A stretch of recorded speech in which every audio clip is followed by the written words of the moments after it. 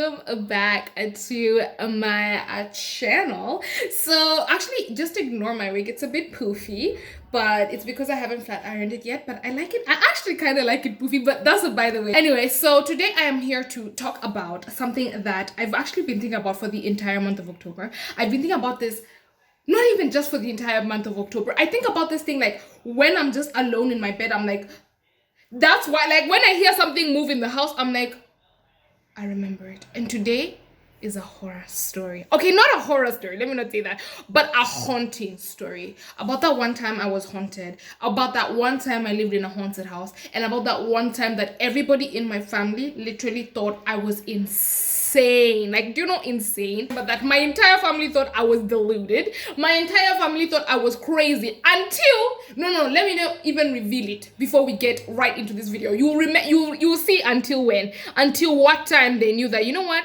maybe she's not Christ. So, as I keep on saying, because I don't have any other form of personality or character trait that's interesting, as I keep saying, I grew up most of my life in Zimbabwe. Like, actually, a large chunk of my life I grew up in Zimbabwe. And my parents were NGOs, and that's actually why I grew up in Zimbabwe. And the house that we were given when we went to Zimbabwe was a 16-bedroom house. 16-bedroom house. And the house number is number 3 Sheringham. You can go and Google that if you think I'm a capper. Guys, when I tell you the house was huge, the house was huge. I think it had like 4 floors. It was so big. And like when you're young, I entered this house and I was like, is it by force? Because the place we were living before, it wasn't as big. It was still in Zimbabwe, but it wasn't as big. And my dad got a promotion and everything. So now with the promotion came the house, and we're doing bad bitch doing the things. And we're not bad bitches, period. So we entered the house and I was so excited. I remember when I came to the house had a sand pit. The house had a tree house. I said, what the fuck? Is this Disney? Like, am I a Disney girly and nobody told me? Like, this is the detail. The attention to the detail was choking. I picked a room. I picked the room that was like closest to the stairs because, you know, in the middle of the night I used to like go downstairs and eat. Hence, that's why I was a fat chubby baby. But I liked the way I was. I used to like to go downstairs and eat. Now, little did I know that that's where that my behavior would begin to cease. That is where that my behavior of going downstairs to be chopping in the middle of the night, I knew that's when it would begin to cease. Because now when I moved into this house, everybody has unpacked and everything. It's the first night and everything was great. Like for the first 1 month, let's say, everything was great. But when I tell you guys that subsequently, as we continue to stay in this house, things were just not adding up. Only time now, this is where the real story starts. This is where the ginger the kaka comes in. Now, when I was there, I was mostly at school because I was a schoolgirl. So I used to go to school during the day, come back in the afternoon. I would stay in the afternoon. And it was like, everything was good. But it was like, when we went on midterm, now when I started staying home for some time, things started to not add up. 2 plus 2 was equaling 17, and I was like, So it all started one day when I was in the dining room and I was sitting there, I was doing my homework, doing the 20s. And guys, as I'm doing my homework, a glass falls in the kitchen. And I'm like, that's crazy. That's absolutely crazy. I'm just like, oh, okay, maybe it was the wind, but the door was closed. And plus the cupboard, the way the cupboard was, the door was on that side, the cupboards were on this side. So how did the glass, but I was young. So I wasn't really thinking like that. I was just like, oh, it's probably the wind and that's probably why it fell. And, you know, I shouldn't mind it. So I told the auntie, you know, the glass fell, everything, etc. The auntie goes outside, comes back inside, wipes the glass and everything. That was fine. The glass falling. A bit suspect, but it was okay. It was fine. Then now, as I'm now, same time now, same day, I'm in the house, I'm just chilling. And then the back door opens itself. And I'm like,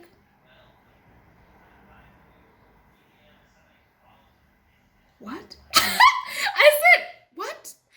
But I'm young. So, you know, when you're young, everything is just like, oh, it's just weird, like, oh well, adults will be able to explain it, so it's fine. So now, let me even hold my hair. Let me actually even hold my hair. I don't even know where I put. The door now opens itself. And then, I walk up to the back door and I close the back door now because that's the sensible thing to do. I close the back door, and after some time, it opens again, but this time it opened and then shut itself. I said, excuse me, no, this is too much now. So obviously I thought maybe it's like my auntie playing a prank on me or something, because my auntie used to like joking. She was also young. So me and her used to play these pranks, etc. So me, I ignored it because I wasn't in the mood and I left it. I just stood up and actually went upstairs to my room. I left everything at that. Now, that was now, if I forgot to say, that was now midterm. This is now the time I'm staying home for a bit of some time. So I just close my books and everything. I go upstairs because I'm like, this short is trying to play with me and I'm not in the mood to be playing with her. What's the fuck? So I go upstairs. I chill in my room and everything. And like, my midterms used to be very long. They used to be 2 weeks. So now it's like, now the next week after this whole incident happened. The next week after this entire incident happened, now I'm sitting in the sitting room, I'm just chilling. And let me tell you guys, anytime I sat in that sitting room from that day forth, I used to feel as though things are like touching me. Like things are just papasaying my back, touching my hair, everything. Now, on this specific day, I was sitting there, I was just watching TV calmly. I'm just Disney, Nickelodeon, just chilling, enjoying my lifestyle. And then I start feeling like something is touching me. Somebody's touching me. I'm looking back, nothing. And then when I look this side, I feel like something is passing in the back over here. So I'm like, what the fuck? So I'm looking this side, I'm feeling something is passing. And then I'm like, you know when you try to quickly so you can catch whatever the hell is on that other side. And I'm turning, there's nothing. But I'm feeling as though there's somebody touching me. I'm like, what the hell? Now, after some time, like when that was now happening, I stand up to go and switch off the TV. And before I get to switch off the TV, the TV offs itself.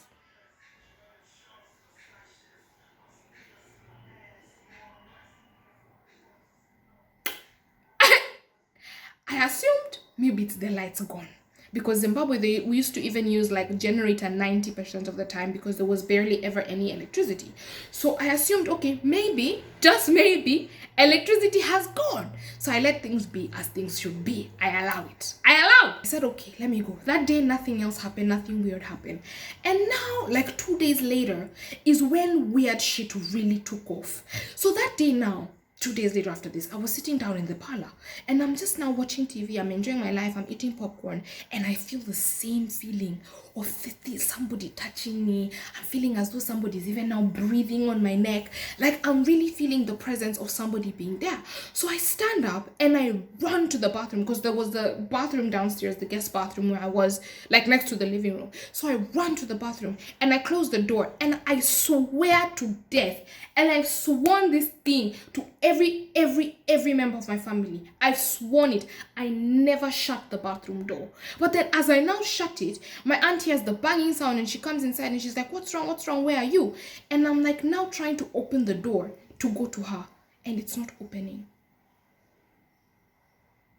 I'm trying to open, I'm trying to shake it, I'm trying to open, and by this time, like, I'm feeling as if there's somebody inside the bathroom with me. I'm trying to open. Guys, it's not opening, and I swear to Jesus, I'm telling you, I promise, I never locked that door. So now my auntie comes and she opens the door like, like, bitch, damn, this door is not locked. What the hell are you doing? What's wrong with you? Stupid girl like you. And I'm in tears, I'm hyperventilating, I'm heaving, I'm telling her there's somebody in this house, somebody is in this house, somebody locked me in this bathroom, I didn't lock this bathroom. I'm trying to convince her. This lady is obviously looking at me like, this girl must be crazy. This lady must be crazy. She must be crazy. And by that time now, when my dad comes in the evening, I try to tell my dad. And I'm telling my dad something has happened. Like, I'm trying to tell him there's someone in this house or something in this house. This man doesn't believe me. In fact, this man doesn't believe me to the point where he goes up. So he goes upstairs and he now tells me to go back downstairs as we're all upstairs. I said, I'm not going. He boxed me. I said, still, I'm not going. You go. You go fight with the demons. You fight with the demons. Because I'm not going to fight with demons.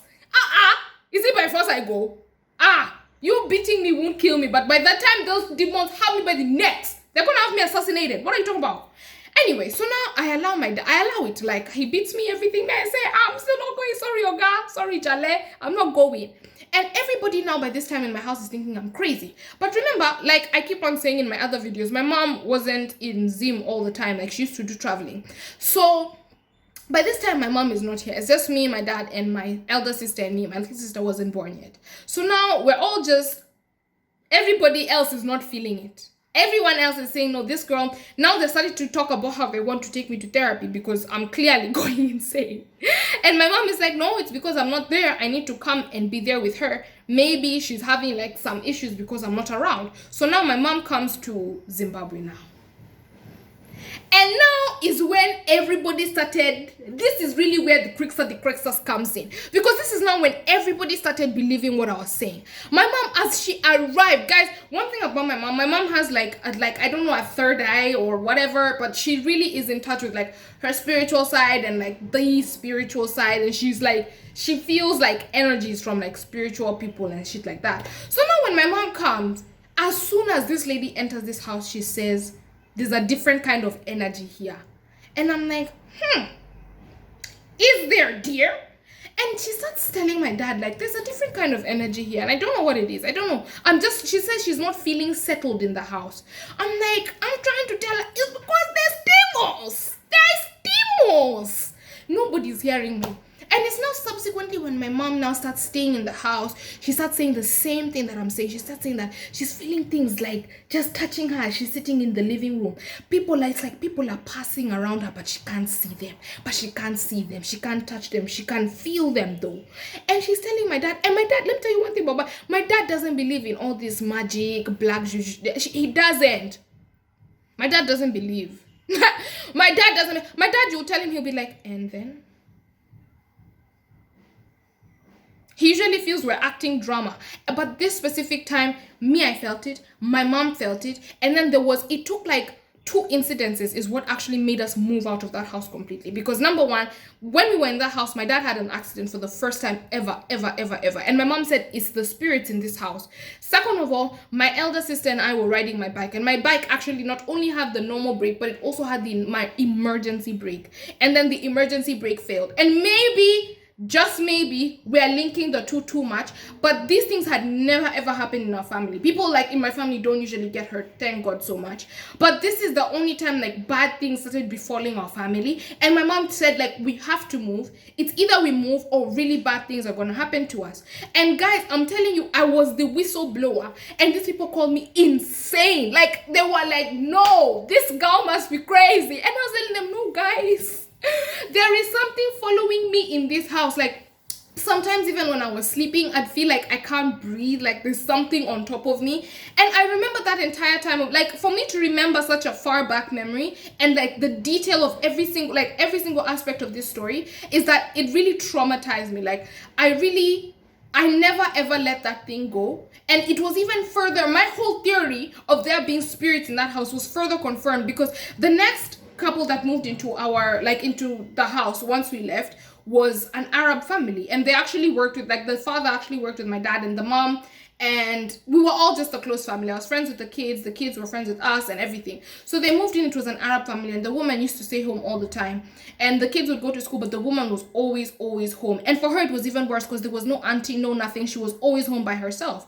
So now when she's home, she literally called my mom and told my mom that there's someone in this house, there's something in this house, and I don't know how to explain it, but there is something in this house. And guys, I'm telling you, I promise you, there was something in the house, because even them, they stayed 1 month and they left. And since they were in that house, there's never been anybody else in that house, because upon now going to report it and everything, because you know, people like Africans, we don't want to report this, especially if you're working with like other white people, because like I don't want to now seem like I'm banging Jews, you know. So when my dad and this Arab guy reported it, the guys at the office were like, oh yeah, like we've heard reports like that, but we never thought it was serious, like it was that serious.